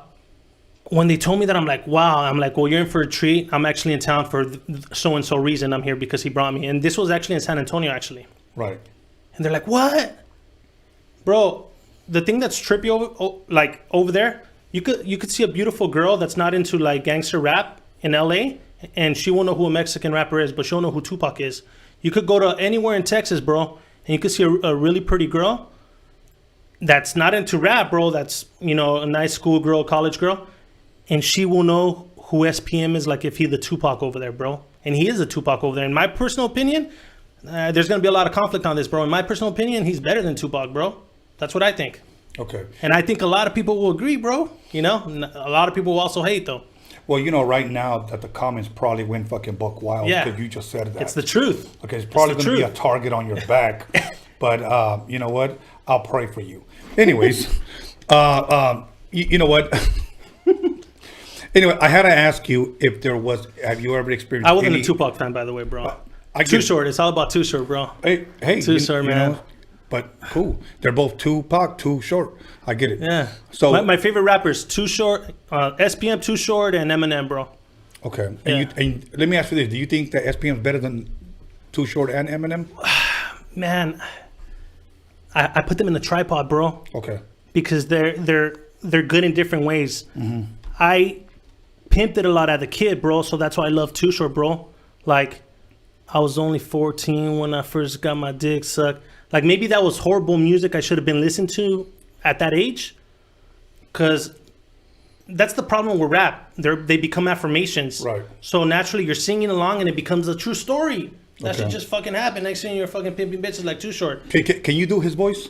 Who? Because I know you act. Yeah. Have you got his voice down? SPM's? Yeah. I don't think I got his voice down yet. Nah. And I don't want to attempt it yet, bro. Come on, man. I'll leave that for the movie, bro. Give us a little bit. Nah, I'll leave that for the movie. Okay, this guy's not leaving. until I'll he give does you a little Vicente bit, okay? voice, bro. I'll do that. We're not asking for Vicente. Nah, I won't do okay? that. I won't do that, bro. So, anyways, so I'm gonna call Some you. people actually say I sound like him, which I don't. I Well, don't right think I now do. when you started rapping, you did. I don't think I do though. I don't think I do. Like Okay. I don't think I do. People say I try to sound like him. I'm like, bro, I'm just sounding like myself. Like, what the fuck are you talking about? All right, I'm gonna call you SP Not. I don't know. I'm only playing, bro. So, but I thought you did sound like him, but it's all good, man. Now, but then again, the question Yeah. was, did you ever experience any hate towards him? In Houston, obviously, it's not. You said it's all love. All it's love, all love. yeah. And I will say that Yeah, there- people volunteer their things to me out there, bro. Cars, security. They volunteer their businesses, anything I need, bro. Hey, you need a hotel? People volunteer everything, bro. Hey, Bro. I'll take care of you. I'll feed you. Let's hang out. It's weird. Wow, that's Yeah. dope, man. Well, you know what? Hey, are you going to continue to perform for him? I'm pretty much on a on-call base. Okay. So if he needs me, then yeah, of course. The answer is yeah. Dope. I mean, my goal is to play him in the movie, you know? Dope. So, All right, but I man. will say, bro, I will say this part. I do want to grow out my hair again. So that's the only conflict I have, you know? Okay. Because one of my goals is to play Jesus again. I actually want to play Jesus in my mom's hometown in San Miguel el Alto. It's a beautiful old school Spanish style building and they do it for Semana Santa. And I want to play Jesus again like never before, better than those Jesus pictures that you've seen. I want to get in character better than before, my hair longer, and I want to go through pain, bro. Like on that play, bro, they were hitting me hard, but I want to go through worse pain, bro. I want to go through that experience. Right. It's just something that I want to do, you know. And I'm gonna be honest with you, jobs like that don't pay nothing, but it's something that I want to do, my personal goal. And so I want to grow my hair out. That's the only conflict I have, you know. Okay, that's good. But man. besides that, yeah, of course I said it. I want to win an Oscar for playing SPM, bro. That's So, dope. Yeah. That'll work, man. Other than that, talk to us about your music because you're working on music. We Okay. talked earlier today. So Okay. you were working on some music. I think you were mixing some music. Yeah. So fill us all in on what you're doing. So I never became an actor or a music artist because I couldn't read, write, or spell. That's why. I never did it, bro. I used to freestyle as a kid, bro, since, you know, walking home from school every day, bro. Our high school lunch room ciphers, everything, you know? So I always knew how to freestyle. The first time I got in the mic was at my homie Peanut's house. He's the one that introduced me to SPM music too. Yes. And he recorded me. I just fucking, from beginning to end, I just recorded. I still have that recording, but I never took it serious. Now that I got involved with SPM, he actually told me, hey, you know what? You should consider rapping. And he planted that seed, you know? And honestly, bro, I didn't want to, especially at my age. I feel it's more like for little kids, bro. And that's another reason why I haven't done music videos yet. I think I don't mind playing SPM or as an actor, but I don't see myself rapping in my own music video, bro. I prefer to get an actor to play me, bro. Okay. Like, I just feel like I enjoy making music, but I don't know. I can't explain it, bro. I just didn't see myself becoming a rapper, but he told me you should consider being a rapper. And he pushed that on me a few times, and he never signed me or anything, but he did say, hey, I would eventually want you to become an artist of mine, you know? So you should consider it. And then one time too, like on a two-hour conversation, he wanted to talk to me only about making beats and how easy it is. And he wasn't going to get off the phone until it clicked. And he was telling me how when he made his music, how the words would just write themselves. And he told me, man, you just got to start playing with the keys, you know? And he told me, like, for example, when I did Bloody War, dun dun dun dun dun dun dun dun dun dun. So he told me, I did that sound, then suddenly I started hearing the words. They came to me, they want to go to Bloody War. So he was explaining that to me, and he goes, it's actually really simple to make beats. he was convincing me for 2 hours that it's simple, and I'm just like, fuck, like, you know, like, all right, or like, is it like that? That shit seems hard. I don't even have nothing. How am I gonna do this? Right. You had no equipment, no nothing. Nothing. When we hanged up, I produced my first beat on my iPad, bro. Really? On my iPad that day, bro. By nighttime, I produced my first beat, and it's on my album, Pablo the First. It's a Spanish song because my music's both in English and Spanish. Okay. And it's a song called El que nunca arriesga. Okay, explain that. El que nunca arriesga means whoever doesn't risk. Right. Yeah. Okay. So that one's more like a love story. Okay. Yeah. So my music is very diverse. It has rapping, a little bit like singing, rapping. I wouldn't say too much singing. I love to sing. Mm-hmm. I really don't feature my singing too much in this album because it's more like, I guess, the hip hop world, you know? Okay. But my goal eventually is to, I love singing mariachi. Okay. So if I could get in a position where eventually I upgrade from this, which I'm working on my second album right now. That's what I'm working on, the Unstoppable album. So I released this one last year, Pablo the First. I released it, and eventually I would like to make a transition to where maybe I could sing like beautiful music. Okay. Like mariachi. I love all that stuff. Panty dropping music, bro. Like mariachi, bro. Like panty dropping music. That's panty dropping music, bro. Fucking serenata, bro. Not that I'm trying to do that shit anymore, bro, but I think it's just beautiful and romantic. But you love to see panties drop. I guess, yeah. Fuck. I talked to an R&B artist one time. I won't mention his name, but he said one time he performed here at the Great Western Forum, and he said that by the time his concert was over, there must have been about over 100 panties on the stage. Fuck. Yeah, panties. Yeah, Like I'm gonna be honest with you though. Like, here's another conflict I have with me being an artist. Uh-huh. Like, I know this is gonna sound horrible, but I don't want to be at shows all the time, bro, because I was a promoter for most of my life in the nightlife industry, you know? I did entertainment, you know? Thousands of people. Yeah. And I could see myself making music. Okay. Like, my goal is to live in a ranch, bro. I love animals. I like, you know, I like plants. I like plants, trees, all that stuff. I grow avocados. In a ranch? And that's my goal, to live in a ranch. Okay. And I just want to be in my own place making music and just being in the digital world somehow, bro. Okay. And like I said, maybe for my music, hiring an actor to play me, bro. I know that sounds weird, but like, I don't want to be out there every weekend, bro. That's one thing I do know, bro. You know, there's been little offers for me to go perform, bro, but to me, they're just not worth it, bro. Is it safe to say because you're burnt out? I think I'm burnt out. Yeah, I burnt the night because I was a promoter, bro. I'm already burnt out from the nightlife, and I enjoy making music, though. I can't deny that. Now, did you enjoy performing as SPM? I did enjoy that. That was an acting job, so it's different. Okay. It's different, you know. Did it ever get you laid? I didn't take advantage of it. No. Honestly, there's bait all the time. Right. Of course, like when you're in a certain position, you could take advantage of your position. Right. But look, I'm telling you, bro. Like when I go out on dates now, they think it's game when I say like hey, like straight up, I'm just letting you know, like we're not gonna fuck. They think it's all game. They think like that's part of his game. This motherfucker's gonna try to slide in later, you know. Now, has anybody ever accused you? This guy must be gay. Nah. Okay, so you just want to take it one step at a time. You want to be a gentleman. I want to meet a girl that I can marry, bro. As you know, I'm tired, bro. Everybody hit him up. Put up his Instagram, Johnny. Hit him up, okay? Hit him up. We're gonna do what is that show? American Bachelor or what the fuck's it called, Johnny? Damn, I'm gonna get clowned right now. Yeah, but we're gonna do the Hood Bachelor. I'm just tired of it. We're gonna bring a bunch of skunkas. But go ahead. In your life, like I'm not trying to brag or anything, bro. But when you go through so many, bro, when you go through so many in your life, bro. Not even sex satisfies you no more. Does that make sense? Okay, no, but yes. Bro, I'm trying to find a special connection. That's what I want.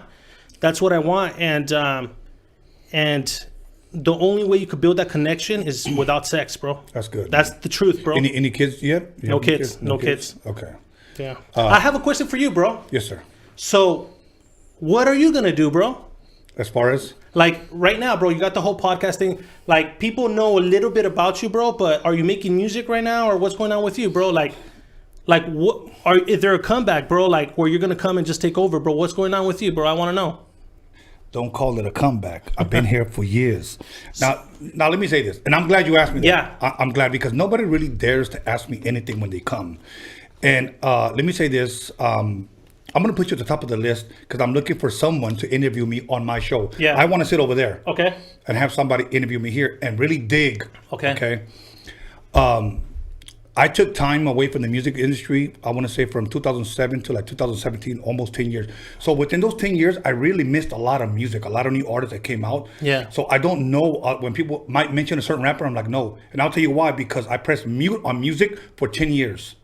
I did. Wow. And I raised my kids. That's what I wanted to do. I wanted to be a father. Again, I commend you for that, bro. That's beautiful, bro. Thank you. That is beautiful. Well, here's the thing. There's a lot of dads out there, but I wanted to be a father. I wanted to father my children. Yeah. Okay. And instill in them something good, something precious, something they'll always remember. That I spend good quality time with them, and I believe that I have done a good job. Okay. Yeah. None of my kids are complaining. I love them all, and one thing about me, I tell my kids I love them all the time. Even now that they're older, from 29 to 25 to 23 to 20 years old. Yeah. I still tell Affection them, is important. Yes, I still tell them I love them. I hug them. My daughters, I love them and I hug them. I love them and hug them because I want somebody that one day they're going to marry that treats them the way I did. Exactly. You know what I'm saying? Then I'll be able to say, okay, you know what? That's a good, I did a good thing. Okay. Yeah. But now as far as music is concerned, technology advanced so fast that music or production equipment got so cheap that anybody can outdo their beats. Okay. That what I would charge back then, I can't charge now. Yeah. Today you got guys that want to pay $25 for a beat, and that's fucking unheard of. That's fucking like chicle gum, money. You know what I'm saying? That's gas money. Yeah. You know what I'm saying? For me, like I was charging in the thousands back then. Yeah. Now again, different time. I understand that. Yeah. But when I get guys that, hey man, when are you gonna come back produce for me? And I got $50 a beat, and I'm like, what the fuck? Like that's my bill whenever I go get some mariscos. Yeah. You know what I'm saying? Like what the fuck? Like yeah. That's probably the only thing that's holding me back. But if I do come back, I will say this: it isn't for money. It's because I just love music. What do you want to do with it though? I want to produce. Since I'm not a rapper, Yeah. people have always said, "Oh, you fell off." I never felt, and I'm just being honest with you. I never felt I fell in. Okay. I'm being real with you. I never felt I fell in. My thing is this, that with my music, people have always told me, your music was so good, you could barely find a rapper that can keep up with your beats. Okay. Yeah. Now that's what people told me. I never said that about myself. Okay. But I would like to come back and produce. I told Cujo, I interviewed him a couple of days ago. I seen that interview. You said something that when you make music, you want to make a hit like a single. Yes. Like each project you get into, Right. and that really caught my ear because I'm like, all right, like what's he looking to do, and I want to see that. I want to hold you accountable as a friend. Right. Like, hey, like get on it, you know? Yeah. I mean, there's artists out there that I would like to work with, and I'll be honest with you, there's an artist that I should have worked with in the 90s because I met him in the 90s. My boy Night Owl from San Diego. I was supposed to produce some stuff for him, but we never really got a chance to chill. There was never any social media back then for us to stay in contact. I don't even know if we even had email back then, but we never built that chemistry with that vibe where I could produce stuff for him. I would like to do stuff for him now with my boy Little One, Shadow. There's a lot of rappers, Cujo. There's a lot of rappers that I want to work with, even guys like Misfit, Bozo, which I think are fucking dope. But I will say this, and kind of closing what I'm saying because I don't want to take up your whole time. My thing is this: I would rather now direct than produce. Music will always be a part of what I do, but I love directing, man. Yeah. I love directing. And I'm glad you asked that because I have to say this, and I'll announce it at the very end. We're going to start a GoFundMe page, okay?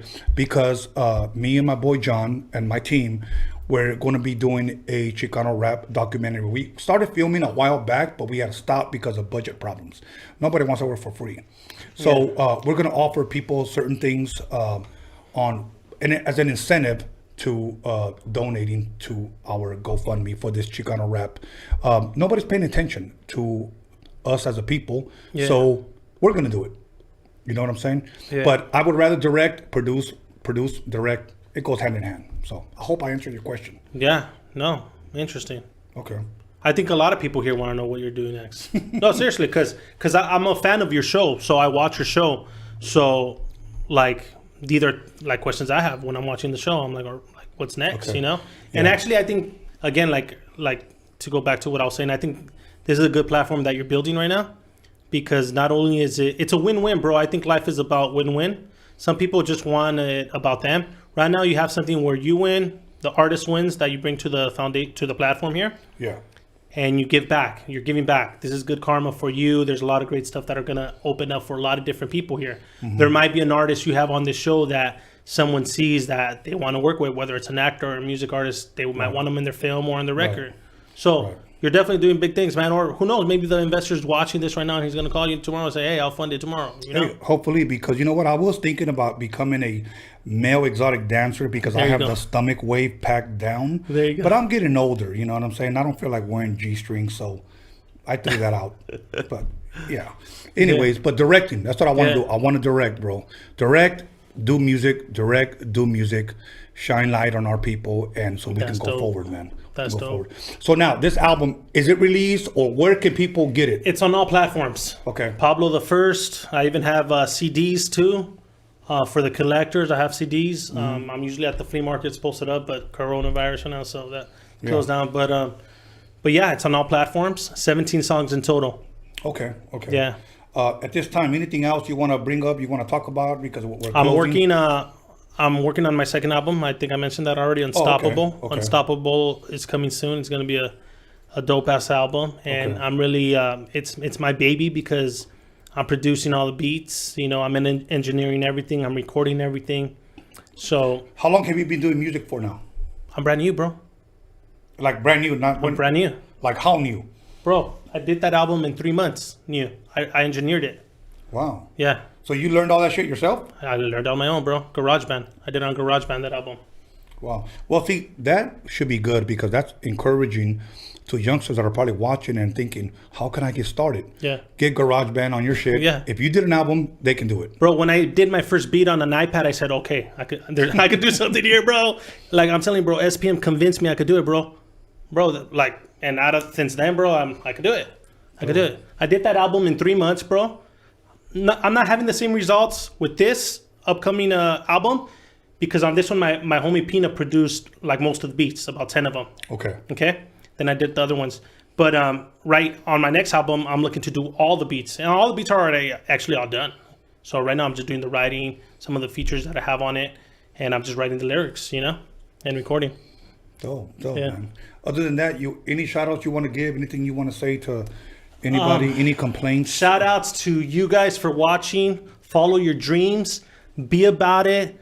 Know that you're capable of doing anything in this life, no matter what you've been through, no matter if you've been in special ed like myself, no matter if you've been in the system and you just got out and you feel like, man, there's nothing. Man, to be honest with you, everything I do right now, I create on my own. I don't need I did graduate, but I don't need no diploma. I don't need no one saying, yes, I'm going to hire you. I create my own opportunities, and I want you guys to know that you guys could do it as well, too. You guys can manifest anything. There's a lot of great books out there, and if you guys don't like reading, man, there's a lot of great YouTube videos out there where you guys could start growing. There's actually, if I could recommend 2 podcasts. Go for it. Patrick Ben David, which you remind me a lot of, from Valuetainment. Do you ever check them out? No. Amazing podcast. Patrick David, and who else? Ed Milet. Okay. That's another good podcast. So if you guys want to grow as individuals into better people in this world, start investing in your mind. Don't watch that television. Start investing on things that are going to build you for tomorrow. Be about it. Okay. That's about it. I want to say something to Satan West. It says, Tony, get out of retirement. Believe me, I'm working on it, brother. I'm working on it, okay? Soon. You know what I want to work on? The SP1200. That's what I really want to do. So I got a bunch of shit. I already talked to Cujo. I'm going to have him coming over. I would like for him to be my first artist. Nice. Come back, because I got a bunch of dope That's dope. shit. A bunch of dope shit. But anyways, other than that, big much love to Satan West once again. Johnny, anything? Okay. You know what? Let me go ahead and say thank you for coming. Thank you for allowing me to interview you. I think it was very, very interesting because as of right now, you have given the most insight on someone that I believe people tuned in because they wanted to hear about SPM. Yeah. Whether they say whatever they want to say, I understand that. But you know what? I'm a hood podcaster. I'm a hood journalist. So I got to give the people whatever they want. They could talk shit. I understand. I get it. You know what I'm saying? But yeah, he had just so you know too, he has a bunch of artists from Dope House Records, including his kids that are amazing talent. Okay. If you ever want to link up with any of them, let me know and I'll make that connection. Okay. Yeah. Okay. And another thing is this: when people, when you mention those podcasts, I could have easily have said no. But I'll be honest with you, I don't care. Yeah. I encourage everyone, start your own podcast. Yeah. We have the technology, we have a voice, Yeah. do it. Yeah. You know what I'm saying? Do it. Other people have told me, don't encourage people. Be the only one. I don't want that, bro. The more, the better. I would be happy if somehow you end up in one of the podcasts that I just referred because someone went from, I don't know, what if a weird connection happens like that? Right. You know? But you remind me a lot of Patrick Big David, though, from Valuetainment. Check them out whenever you can, man. Okay. And somebody said, Tony A won't talk about Toker, but he will talk about blah, blah, blah. Look, bro, you spoke too soon. Okay, that's all I'm going to say. I'm not even going to get into it with you. And I never really like to read the comments, but I just thought, why not? But you spoke a little bit too soon because we do have somebody coming in representing Toker. So really quick, shut the fuck up. Okay. Anyways. And you know who I want to see, bro? I want to see Little Easy on here, bro. Well, hook it up. Fuck, I don't know, bro. That's what I want to see, though, dog. Like, straight up. Anyways, let me go ahead and give. Once again, we're gonna go ahead and be starting a GoFundMe. But before we give like what we expect from you, we want to tell you what we're gonna be giving to you as an incentive for you to for blessing our, if you will, GoFundMe financially, because we want to start in this documentary. We are planning on finishing it up quick, filming it, finishing it up quick, editing it quick, and then releasing it sometime in March of next year. It's got to give us time to film it, got to give us time to edit it. Probably about an hour and a half long tops, or a little bit shorter, about an hour, 15 minutes. And we got a lot of great stuff, a lot of great footage, but we need a budget. So I'll be talking about that more on Sunday when I have my special guest here. Other than that, I'm gonna go ahead and thank my boy John motherfucking Elkins. Get at him on Instagram, John motherfucking Elkins, or JE Visuals. Okay, so make sure you get at him. And my boy DJ Mediclus, he wasn't able to make it today, but he'll be back on Sunday. Let me go ahead and give a shout out to my son, B Scanless, for coming out and well, not coming out because he lives with me, but for helping me promote this. Also Sandy Pants, which I think she found a new home for her podcast. So let me give a shout out to her, who helps me promote this as well. We help each other. When she comes out with a podcast, I would also link you guys up with her. But other than that, for you, all the single women that are watching and that are good women. With no kids. Well, I'm not going to say that. He said that, okay? Shit, straight up, man. Yeah, good women. I learned on the last one already, bro. Yeah, straight up. Good women, like Coming to America. Good women. Straight up. Okay? Get at him, okay? Pablo Nunez on Instagram. It should have popped up already. Yeah. Get at him if y'all want to get wiped up. Stop talking about you can't find a good man. This is a good man. You want to get wiki with him? Hit him up. So we out, man. Thank you, brother. For sure, man. All right, you guys. Sunday, stay blessed. I'll put my flyer up tomorrow. I'll see you guys soon. Get the fuck out of here.